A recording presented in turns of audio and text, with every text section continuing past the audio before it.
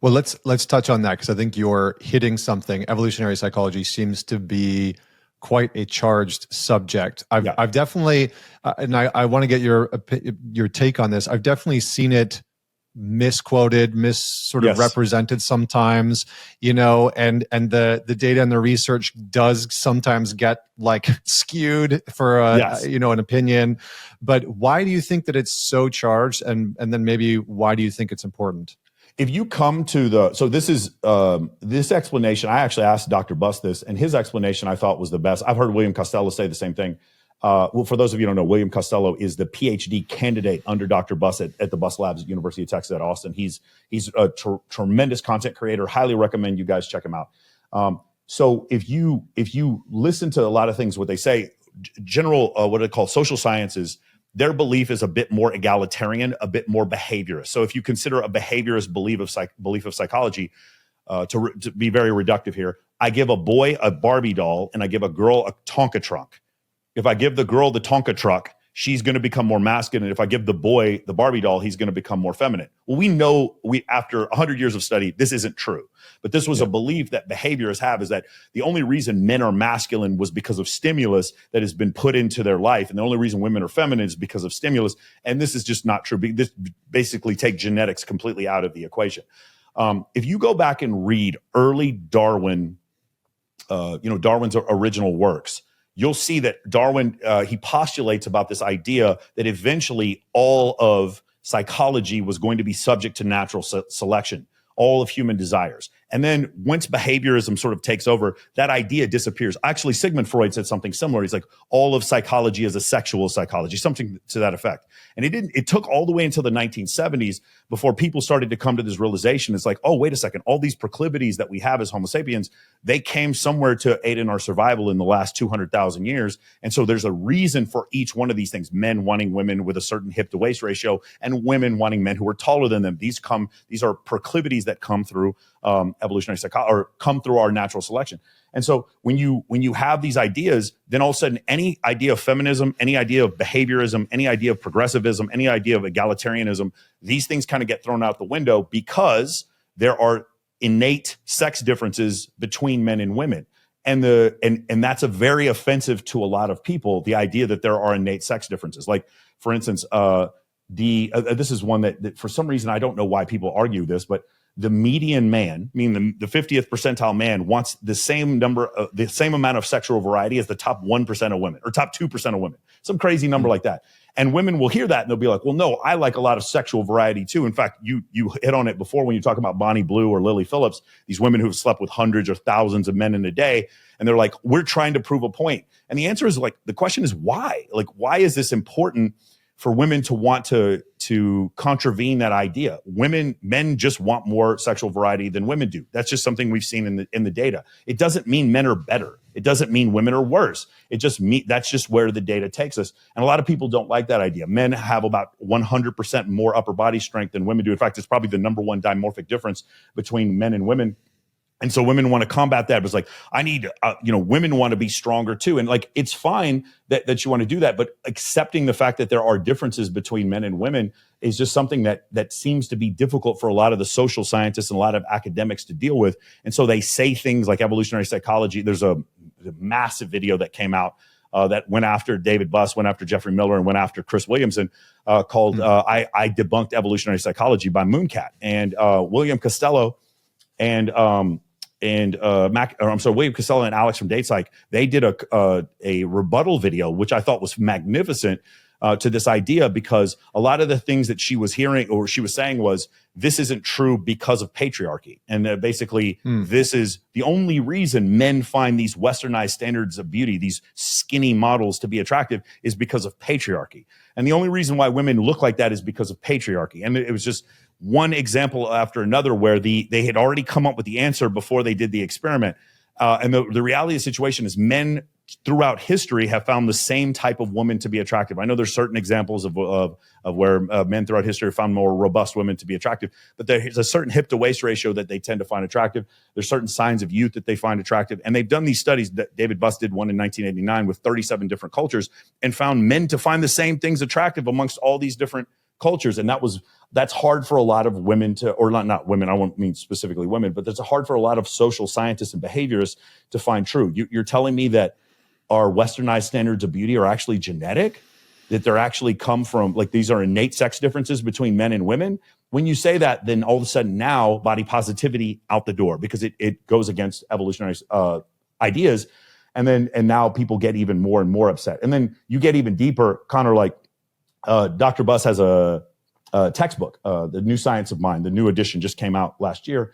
And in near the end of the textbook, and I don't believe this is in his novel, like the book that he wrote for public consumption. This is just in the textbook. Men who bully in high school have more sexual partners, and men who get bullied have fewer. That's a really dangerous statistic if you put it into the wrong hands. Women who get bullied in high school have more sexual partners, and men who have been the victims of violent crimes actually have fewer, and women find them to be less attractive. These are stats, like, these are ugly stats. If put in the wrong hands, these are statistics that are really bad, but they're still true. And if something is true, if a data point is true, it cannot be misogynistic. If a data point is true, it cannot be bigoted. If a data point is true, it cannot be racist. And so, like, that's one of the things that I found when they come to these conclusions. Look, one of the big ones, Dr. Buss said, jealousy may be an evolutionary adaptation for men. That's really offensive to a lot of people when you say that. So that's kind of where the controversy comes from. Yeah, I think there's many threads that we can pull on in there. I think one that we can circle back around on is, what are some of the core pillars and sort of tenets that evolutionary psychology is saying that women are looking for in men. We'll put a sort of like a pin in that for one moment. I think one of the challenges that there's sort of a notion of, like, how do I want to disseminate this? I've noticed through interacting with a lot of women over the years that there is what women say they want, and then there's what women actually go for. And I think that is some of the challenge with some of this research, is that, if you put some of those ugly stats aside, because some of those are hard, right? It's like, oh man, and it makes sense. I mean, I've worked with enough men who have experienced sexual abuse or some type of trauma, or been, a victim of violence growing up. And it does shape you in a way where you are more risk avoidant. You are more prey oriented, right? Just in your nervous system and your body and your language. You walk through the world with a different orientation that is not conducive for mate attraction. Right. Yeah. But I think that one of the challenges, to come back to this, and I've seen this. I was just talking to one of my wife's friends the other day, where she's a pretty big feminist, and we were having this conversation because she seems to attract and date men that are antithetical to her feminist beliefs. Yeah. She attracts very wealthy, very status oriented, very domineering men. And, we were having this conversation about feminism, and I won't get into that part, but I was like, tell me why it is that you say you want this very specific type of man, but then who you date all the time is somebody who is counter to that. And I was like, you date, you basically are the walking poster child of, like, hypergamy. And yet what you're saying is, I'm a staunch feminist and I don't care about those things at all. And that's the patriarchy, and those men are misogynistic. And yet those are the men that you're dating and sleeping with and want to be with. And so I was like, how do you reconcile those two things?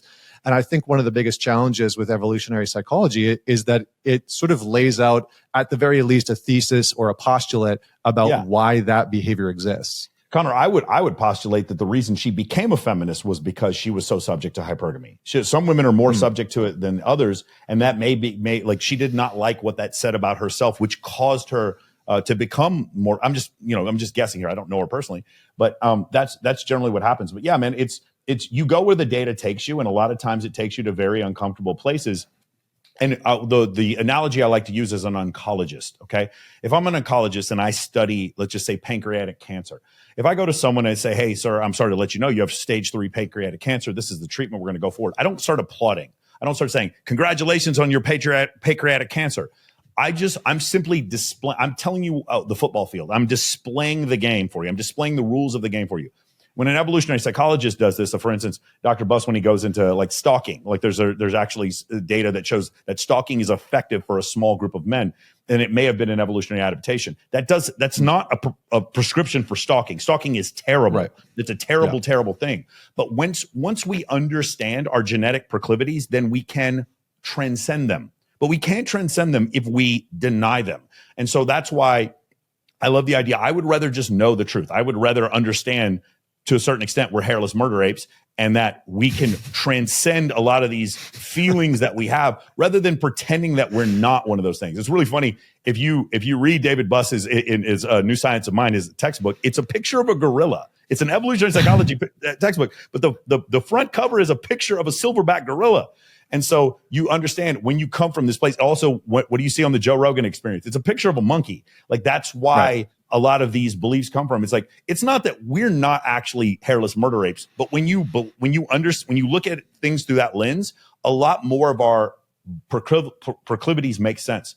And what I would like to understand is we came from our evolutionary past. Let's accept some of these things that we hold true, and then let's move forward. One of the things you said before is that women will say that they like one thing and then actually be attracted to something different. The first rule I tell my guys who join my course is we only pay attention to things people do and not what they say.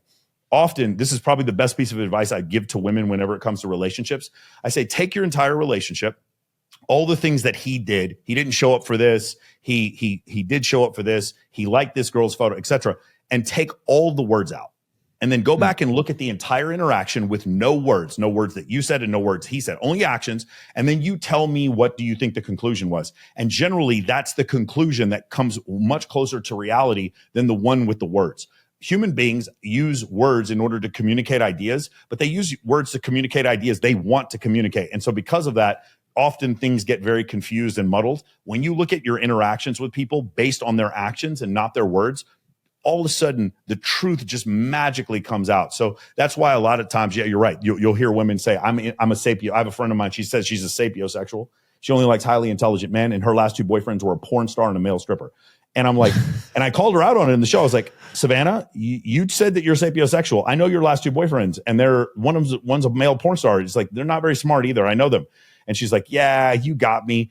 It's more what she wanted to believe about herself rather than what was actually true. And so that's where the issue comes. And men are just as bad at this. Men are just as bad as this level of delusionality.